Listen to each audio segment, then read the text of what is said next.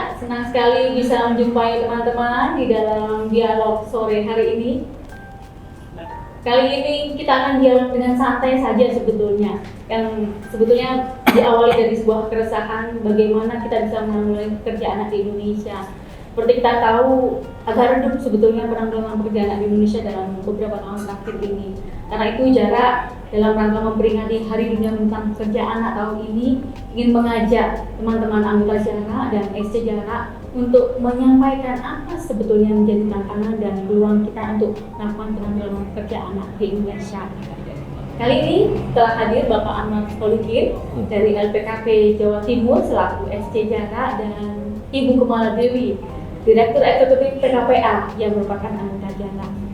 Kita ingin tahu sebetulnya dari teman-teman yang banyak melakukan kegiatan di daerah, seperti apa tantangan penanggulangan pekerja anak yang dihadapi. Kalau saya dari JARA, sebetulnya kami merasakan juga di tingkat nasional bahwa isu ini mulai tidak banyak dilirik, tidak banyak juga bisa kita akseskan untuk teman-teman yang di daerah. Padahal beberapa perangkat dengan kebijakan, dengan permen itu sebenarnya sudah cukup mendorong bagaimana upaya komunitas bisa melakukan penanggulangan pekerja anak. Tapi nyatanya sampai dengan sudah hampir pertengahan tahun 2025, isu pekerja anaknya tidak muncul, dan kemudian kita juga rasanya sulit juga untuk punya kegiatan di tingkat daerah. Nah, kita ingin tahu Pak, sebetulnya di Jawa Timur atau mungkin Bapak juga bisa melihat di daerah seperti apa tantangan pekerja anak yang kita hadapi sebagai CSO gitu. Iya, terima kasih Mbak Betty. Sebenarnya tahun 90-an sampai 2000-an itu sebenarnya gerakan penanggulangan pekerja anak itu cukup gencar ya, yang dilakukan oleh pemerintah maupun juga teman-teman LSM. Tapi memang akhir-akhir ini ada banyak tantangan menurut saya. Tantangan yang berkaitan dengan pemerintah. Sebenarnya pemerintah pusat itu pemahaman tentang pekerjaannya sudah clear. Jadi semua anak yang bekerja adalah menjadi tanggung jawab Kementerian Ketenagakerjaan waktu itu. Tapi di tingkat daerah itu masih ada persoalan. Persepsi mereka tentang pekerjaan itu, kalau pengawas ketenagakerjaan itu ya mereka yang bekerja di sektor formal. Kalau sektor informal, sektor-sektor yang di luar perusahaan, pabrik, sebagainya itu dianggap bukan menjadi tanggung jawabnya. Itu menurut saya perlu untuk terus didorong bagaimana itu menjadi kewajiban bagi pemerintah, baik oleh Dinas Tenaga Kerja maupun yang mengurusi anak. Jadi Dinas Pemberdayaan Perempuan dan Perlindungan Anak mestinya juga ngambil peran terkait dengan itu. Kalau LSM itu sebenarnya sudah banyak bergerak, tapi memang perlu dikoordinasi. Yang mengkoordinasikan itu yang punya kewajiban itu menurut saya yang penting ya. Yang punya kewajiban, persepsinya belum clear antara pemerintah pusat sampai kemudian pemerintah daerah itu belum clear. Itu menurut saya penting untuk dinyamakan persepsinya agar upaya penanggulangan pekerja anak itu tetap kemudian diupayakan agar betul-betul Indonesia itu bebas pekerja anak. Itu menurut saya penting. Baik, jadi sampai dengan tahun 2025 ini pun Bapak masih merasakan kurang clear ya kaitan dengan batasan pekerjaan ya Pak? Iya, saya pikir begitu. Tadi kalau kita diskusi dengan dinas-dinas di tingkat kabupaten maupun provinsi dan kota, itu Dinas Tenaga Kerjaan itu selalu memandang yang menjadi tanggung jawab mereka itu pekerja anak di sektor formal. Nah, ketika ditanya datanya, ya karena di sektor formal mungkin sudah ada perangkat kebijakan yang kemudian membuat perusahaan itu tidak boleh mempekerjakan karena mereka ya merasa bahwa tidak ada data. Tetapi di sektor informal, di pertanian, kemudian di sektor perdagangan, nah itu tidak dianggap menjadi tanggung jawabnya. Tetapi ketika kita tanya di tingkat nasional, ya kalau anak bekerja maka dinas yang mengurusi ketenagakerjaan punya kewajiban untuk mengatasi, menyelesaikan, mendampingi atau kemudian menarik untuk dikembalikan ke dunia pendidikan. Saya begitu. Jadi bagaimana kita menyamakan persepsi menjadi penting dan itu menjadi tantangan yang cukup berat menurut saya. Karena pengawas ketenagakerjaan ya itu di tingkat kabupaten dulu itu sekarang kan ditarik di tingkat provinsi sehingga kemudian kabupaten merasa tidak punya kewajiban untuk menyelesaikan persoalan pekerja anak itu. Ya. Itu menurut saya itu tantangan yang menurut saya harus dikeluarkan. Baik, kita tadi udah dengar apa yang jadi tantangan, tapi sepertinya teman-teman dari CSN kan juga gampang beradaptasi ya. Ada juga inovasi-inovasi yang dilakukan untuk bisa menghadapi tantangan itu. Kita ingin dengar juga nih dari teman-teman PKPA yang saya lihat juga geraknya banyak banget, ini bisa masuk dari banyak isu, tapi tidak lupa menyisipkan isu pekerja anak untuk kerja-kerjanya. Boleh dong kita dikasih informasi gimana tetap menanggulangi pekerja anak, tapi dikaitkan juga dengan tren isu yang saat ini. Iya, makasih Mbak Betty. Selamat siang Pak Anwar. Iya, jadi untuk PKPA sendiri kita berusaha memang melihat isu pekerja anak ini tidak sebagai isu yang eksklusif gitu Mbak Betty. Sehingga kita mencoba mengawinkan isu misalnya pekerja anak dengan isu inklusi atau isu pendidikan dan juga dengan isu cyber security atau digital safety. Nah, dari sini kita kemudian bisa melihat bahwa selain kerentanan yang dialami oleh anak-anak ketika mereka bekerja, khususnya di Sumatera Utara kami mendampingi anak yang bekerja di sektor pertanian dan juga di perikanan. Kita sudah menyelesaikan pendataan terkait dengan dua sektor ini dan kami masih menemukan Mbak Betty, terlepas dari seperti yang Mbak Betty sampaikan tadi, sudah 2 tahun belakangan agak senyap nih gerakan advokasi pekerja anak, tapi situasi di lapangan, situasi di akar rumput, anak-anak ini masih terpaksa harus memperkuat ekonomi keluarga dengan bekerja. Nah, ketika kami mencoba mengintegrasikan isu-isu berbeda dengan komunitas pekerja anak, maka kita juga menemukan kerentanan berbeda. Misalnya jika anak-anak yang bekerja di sektor pertanian, mereka kami berikan edukasi terkait dengan perlindungan anak di ranah daring. Ternyata resiko yang mereka hadapi di dunia mereka, di daerah mereka itu berbeda dengan anak-anak yang ada di perkotaan terkait dengan akses informasi, edukasi. Yang paling signifikan adalah akses perlindungan. Misalnya ketika mereka mengalami cyberbully, untuk anak-anak yang sudah tinggal di kota dan sudah mengetahui akses informasi dan rujukan penanganan, mungkin mereka bisa langsung mengakses hal itu misalnya ke sekolah mereka, ke organisasi intrasekolah atau ke komunitas. Tapi untuk anak-anak yang tinggal di pedesaan, yang mereka bekerja di sektor pertanian perikanan, mereka tidak memiliki layanan itu, sehingga mereka punya, kalau saya bilang itu kerentanan yang ganda gitu ya, karena minimnya akses informasi dan juga karena keterbelakangan kondisi ekonomi daerah tempat mereka tinggal. Sehingga ini membuat kami harus mencoba mengintegrasikan pendekatan, dan yang pasti adalah memastikan partisipasi anak menjadi prioritas utama dalam program penanggulangan pekerja anak. Maka itu di PKPA kami menginisiasi yang namanya Children Advisory Committee atau CAC, sehingga mereka mendapatkan edukasi, tapi mereka juga bisa memberi edukasi kepada teman-teman yang lain.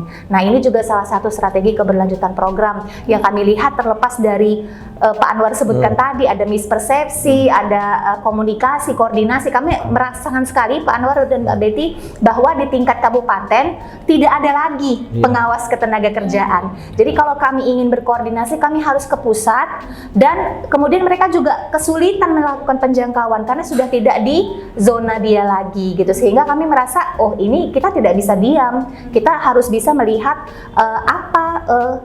penjangkauan dari pemerintah yang mungkin bisa kita jadikan mitra di lapangan, misalnya kader-kader PATBM, kader Posyandu. Nah, ada sekarang juga Posyandu remaja. Nah, ini coba kita kawinkan isunya dengan isu pekerja anak. Misalnya untuk Posyandu remaja, kami berencana untuk memberikan pelatihan kepada kader Posyandu remaja untuk bisa mengidentifikasi anak-anak yang bekerja dan kemudian mengalami gangguan kesehatan karena pekerjaan yang dia lakukan. Karena kan biasa tuh kalau anak bekerja di perikanan, dia memiliki gangguan kesehatan yang spesifik, misalnya masalah kulit, kalau dia menyelam dia punya masalah pendengaran dan lain-lain. Sementara untuk anak yang bekerja di pertanian mungkin masalahnya terluka di alat kerja dan lain-lain. Dan ini akan dicatat oleh si kader Posyandu remaja dan kemudian dijadikan bahan untuk mengakumulasi data yang tadi disebut tidak ada. Jadi kita coba melakukan pendekatan berbeda karena sentralistik pendekatan kebijakannya itu ternyata di daerah itu tidak ada gitu, Mbak. Ini menarik banget ya, bagaimana kita bisa mengambil angle untuk penanggulangan pekerja anak dilihat dengan isu-isu yang lainnya. Saya teringat kaitan dengan pemantauan nih Pak Anwar, karena jarak sendiri juga sekarang sedang mendorong bagaimana kita bisa memantau tapi melalui level yang paling kecil, desa, komunitas, kader-kader, dan itu sebetulnya sudah sangat didukung oleh permen yang terbaru dari KPPA. Nah mungkin Pak Anwar bisa nambah ini, bagaimana juga sebagai anggota daerah kita sudah mengembangkan desa-desa layak anak, termasuk di dalamnya partisipasi anak kita libatkan untuk juga mereka bisa menyuarakan, termasuk juga memantau teman-temannya yang masuk kategori pekerjaan anak. Iya, sebenarnya karena ada persoalan di tingkat kabupaten tadi ya, ada data nggak mungkin didapatkan. Kemudian kita melakukan pendekatannya adalah melalui bagaimana mengembangkan desa layak anak. Di dalam indikator kabupaten layak anak itu kan juga ada bagaimana masing-masing wilayah atau bahkan desa atau kabupaten yang dianggap layak anak itu tidak adanya pekerjaan anak. Karena itu memang menurut saya melalui pendekatan yang di tingkat grassroots tadi, di tingkat desa itu menurut saya memang yang sekarang ini bisa kita lakukan agar kemudian seluruh stakeholder yang ada di desa itu ngambil peran untuk mencegah, dan itu menurut saya jauh lebih efektif.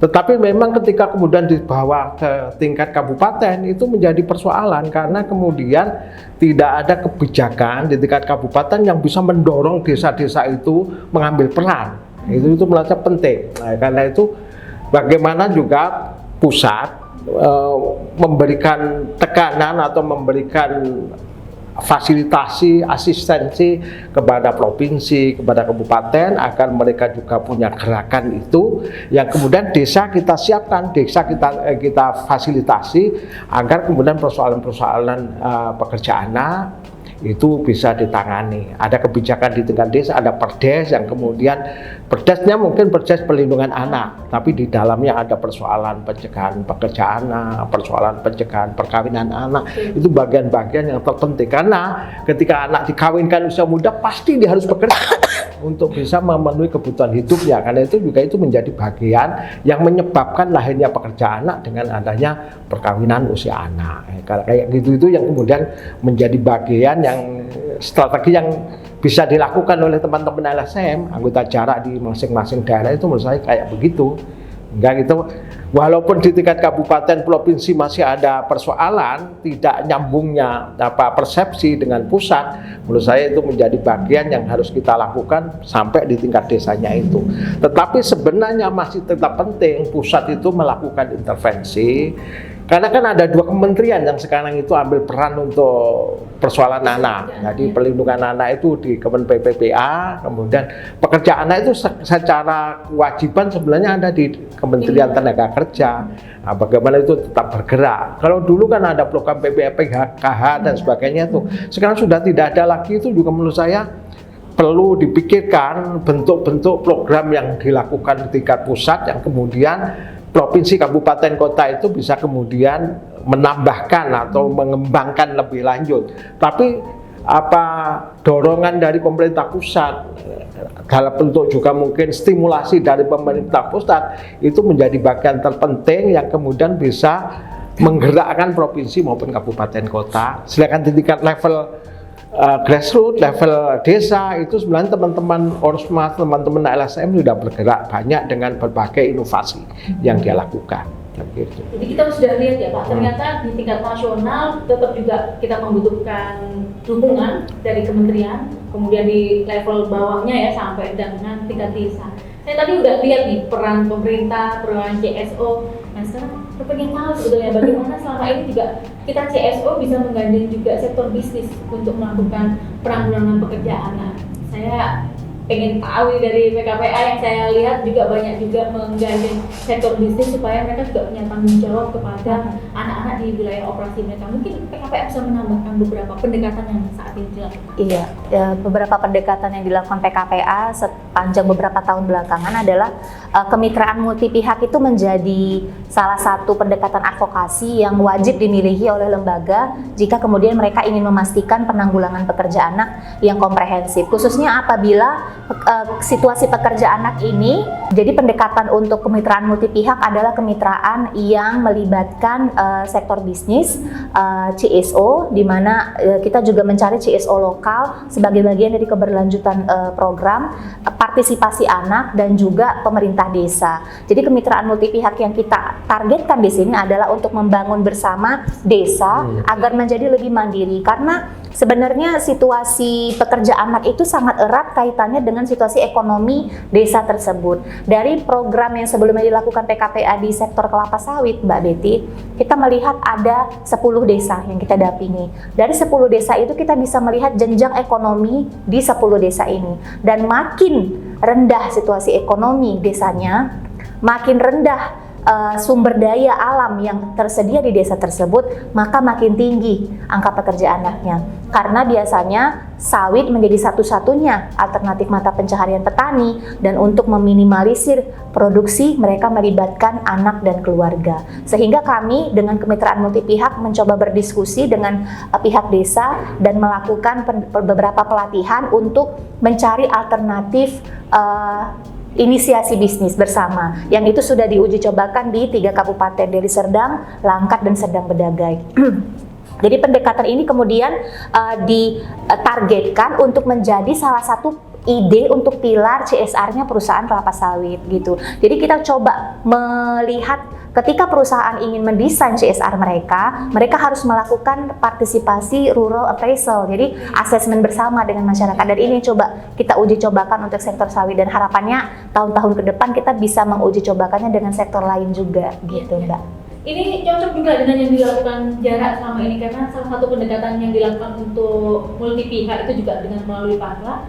Kali ini memang melihat sektor pekerja anak di pertanian. Kita juga sudah berusaha menggandeng perusahaan, kemudian juga asosiasi serikat pekerja, juga termasuk pemerintah, untuk bisa mengelola begitu ya, bagaimana melakukan penanggulangan pekerja anak. Mungkin Pak Anwar bisa nambahin Pak, karena di proyek kita di kesempatan itu kan sebetulnya implementasi bagaimana multi pihak ini diperankan untuk penanggulangan pekerja anak.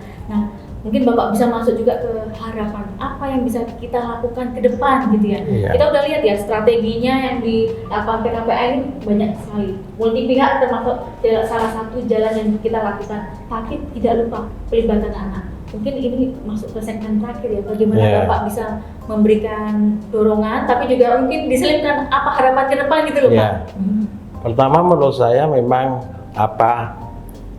dihadapkan dengan berbagai tantangan yang ada itu, upaya-upaya untuk menciptakan inovasi-inovasi di dalam melakukan pencegahan maupun penanganan pekerja anak menjadi bagian yang terpenting menurut saya. Karena itu memang sebenarnya Pakla itu juga sudah mengupayakan agar di tingkat daerah itu ada Pakla daerah. Harapannya dengan Pakla daerah itu juga akan melibatkan stakeholder sama seperti di tingkat nasional. Tadi ada pemerintah, ada pengusaha, ada juga masyarakat atau NGO yang juga ngambil peran. Dan di samping ada Pakla daerah itu kan, di daerah itu kan ada sebagai bagian dari kebijakan kabupaten kota layang, ada gugus tugas provinsi, gugus tugas kabupaten, bahkan di tingkat desa ada gugus tugas juga desa layak anak. Gugus tugas itu fokusnya ke perlindungan anak, tapi di dalamnya juga adalah pencegahan pekerja anak. Di dalam gugus tugas itu juga sebenarnya penting peran anak-anak lainnya. Itu ya, karena itu forum anak itu di tingkat kabupaten, provinsi, dan kemudian di tingkat desa kita fasilitasi agar kemudian ada forum-forum anak di tingkat desa yang itu juga punya peran penting sebagai pelopor dan pelapor, termasuk juga mempelopori agar ketika ada isu-isu, ada persoalan pekerjaan anak, dia bisa melaporkan kepada pihak-pihak yang seharusnya stakeholder kayak gugus tugas macam-macam itu dilapori oleh forum anak itu. Di samping itu juga sebagai di samping pelapor juga pelopor, jadi mempelopori agar kemudian teman-temannya itu tidak menjadi pekerja anak, tapi teman-temannya itu bisa melanjutkan pendidikannya. Karena menurut saya pencegahan yang paling baik itu adalah anak berada di sekolah. Nah, bagaimana kemudian dia bisa mengajak temannya itu tidak DO. Mungkin kalau ada persoalan sekolahan juga forum anak juga bisa mengambil peran bagaimana juga kemudian stakeholder lainnya dengan dukungan dari teman-temannya itu yang berada di forum anak desa itu juga kemudian bisa mencegah. Ada loh kasus yang forum anak itu bisa mencegah agar ada anak yang mau dinikahkan itu kemudian dia dicegah. Itu menurut saya peran itu sangat penting karena itu tidak hanya mencegah perkawinan anak, mencegah pekerjaan anak juga menjadi bagian terpenting. Mempengaruhi antar anak itu sebenarnya jauh lebih efisien, lebih efektif itu dilakukan antar anak. Nah, itu menurut saya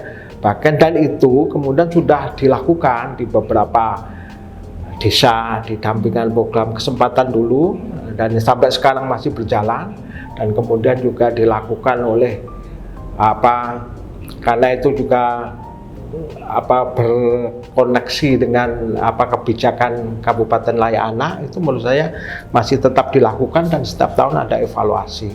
Tapi dengan pemerintahan baru sekarang itu saya tidak tahu apakah kebijakan-kebijakan itu masih akan terus dilakukan. Itu menurut saya juga masih menjadi bagian tantangan yang harus kita lihat ke depan. Upaya itu yang sekarang ini sebenarnya kita lakukan. Menurut saya bagaimana Paklas daerah juga terus difasilitasi agar Indonesia bisa bergerak untuk mengkoordinir stakeholder yang ada di tingkat kabupaten maupun kemudian forum anak, terus gugus tugas desa Laya Anak itu bisa juga diasisteni, dikapasitasi agar dia punya kapasitas untuk membantu mencegah agar anak-anak tidak berada di tempat kerja. Kalau sudah terpaksa jadi pekerja, bagaimana bisa ditarik, dikembalikan ke dunia pendidikan. Menurut saya itu bagian yang terpenting untuk kita lakukan. Baik, saya yang tadinya mengawali dialog ini pesimis gitu ya, lihat tantangannya kok besar, tapi ternyata kita masih punya harapan. Saya belajar juga banyak juga dari teman-teman anggota jarak, ada PKPA di sini yang banyak inovasi yang tetap bisa dilakukan. Nah, ini mungkin bisa ditambahin semangat dari teman-teman yang anggota jarak. Kira-kira kita masih tetap bisa optimis melakukan penanggulangan pekerjaan anak ke depan ini. Iya, sebenarnya sangat bisa, Mbak Betty, karena CSO itu kan memang sudah sejak tahun 90-an mungkin ya Pak Anwar ya, sudah bergerak dia. Memang naturnya atau alaminya sebuah CSO itu memang mengambil peran partisipasi untuk menjawab isu-isu sosial yang ada di lingkungan. Jadi ketika semangat ini masih ada, maka inovasi itu akan tetap ada, semangat itu akan tetap ada, dan sebuah lembaga yang sustain bukan lembaga yang memiliki banyak dana, tapi lembaga yang kreatif bisa memaksimalkan apa yang ada di sekitarnya. Sehingga kalau menurut saya melihat ini sebenarnya ketika kita turun lagi ke grassroots sebenarnya banyak ya kan komunitas-komunitas yang mungkin sudah melakukan pendampingan dan secara tanpa sadar mereka sudah berkontribusi pada penanggulangan, pencegahan, penanganan, bahkan remediasi pekerjaan anak itu sendiri. Sehingga yang perlu dipastikan sekarang adalah bagaimana memastikan ini juga bottom up gitu ke atas, sehingga kebijakan yang dirancang dengan sangat baik di tingkat nasional itu bisa sampai ke Indonesia belahan manapun, karena kita punya 3 zona. Tentu kontekstual itu penting, tapi pembelajaran di daerah juga sampai ke nasional, sehingga ketika proses pembuatan kebijakan itu benar-benar memastikan bahwa ini mewakili situasi dan kondisi yang sebenarnya untuk anak Indonesia gitu. Nah, jadi kalau dibilang optimis, kita penuh harapan karena koordinasi sebenarnya sangat membantu. Keberadaan jarak di nasional itu signifikan karena membantu menjembatani koordinasi ini. Teman-teman jarak dengan segala sumber daya yang ada membantu membawa cerita-cerita baik, pembelajaran dan feedback dari lapangan kepada stakeholder di tingkat nasional, sehingga ini mempengaruhi proses perumusan kebijakan termasuk peta jalan. Jadi menurut kami dan satu-satunya jejaring di nasional yang fokus pada isu pekerjaan anak belum ada, sehingga kita punya harapan besar gitu untuk ini kita bisa tetap di tengah badai dinamika yang saat ini terjadi di Indonesia, kita optimis dan tetap berharap bahwa kita tetap bisa bergerak dengan segala sumber daya yang ada. Gitu Mbak Betty. Menurut saya juga itu loh, fasilitasi jarak terhadap Pakla sebagai institusi yang multi pihak. Betul. Di situ mewakili dari 3 sektor, unsur pemerintah, unsur swasta, unsur masyarakat itu menurut saya paling strategis. Iya. Karena itu yang menurut saya perlu terus didorong, dan bagaimana itu bisa ngambil peran dan membangun kesadaran semua pihak termasuk para pengusaha agar juga mensupport upaya-upaya kita bersama itu. Jadi pengusaha-pengusaha karena terkoordinasi di Pakla itu mensupport NGO atau kemudian yang sekarang itu aktif di lapangan agar kerjasama itu kemudian bisa menghasilkan pencegahan dan penanganan pekerjaan secara optimal. Saya pikir itu penting, harus kita upayakan, kita dorong terus, itu harapan kita seperti itu. Makin semangat, betul-betul tadi saya mengawali dialog ini dengan kayaknya gimana ya, tantangannya begitu luas begitu, tapi ternyata dari dua narasumber dialog kita kali ini tuh menguatkan kami di Jarak bahwa pendekatan kita ada banyak, dengan pendekatan multi stakeholder itu sangat bisa menjadi kunci ya, karena banyak orang atau banyak pihak yang bisa digandeng. Tapi tadi saya diingatkan juga bagaimana peran teman-teman JSO itu untuk terus beradaptasi sehingga bisa menghasilkan program-program yang inovatif, tapi juga bisa menjawab apa yang dibutuhkan di tingkat threshold.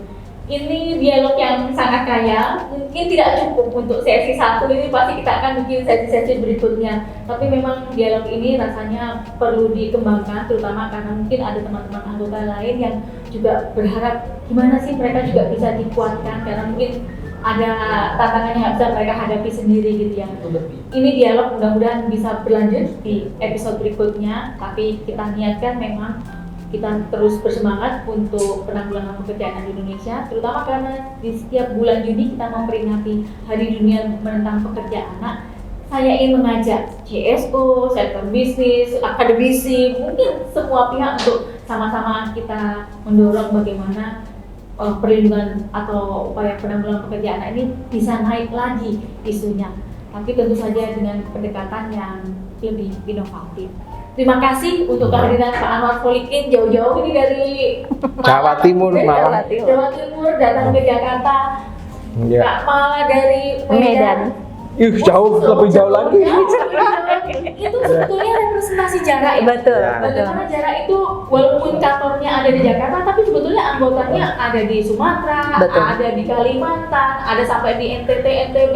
Jadi sebetulnya ini menjadi peluang kita di Jarak. Kita nggak sendiri, tapi Yang kita kurang Indonesia Timur nanti perlu ditambah. Insya Allah, amin. Kita kembangkan ya, karena Ya. juga kita beberapa dapat temuan juga Betul. pekerja anak di sana. Jadi ini menjadi kekuatan baru untuk Jarak. Kita menghadapi situasi yang baru juga, tetapi kita punya semangat yang sama. Ya. Penghapusan pekerja anak supaya menuju Indonesia emas. Menuju Gitu ya. Indonesia emas. Indonesia emas, bukan Indonesia cemas. Ya. Indonesia emas. Kita semangati semuanya, Bapak dan Ibu. Ya. Kita menuju Indonesia emas Tanpa pekerja anak. Terima kasih. Kita lanjut berikutnya.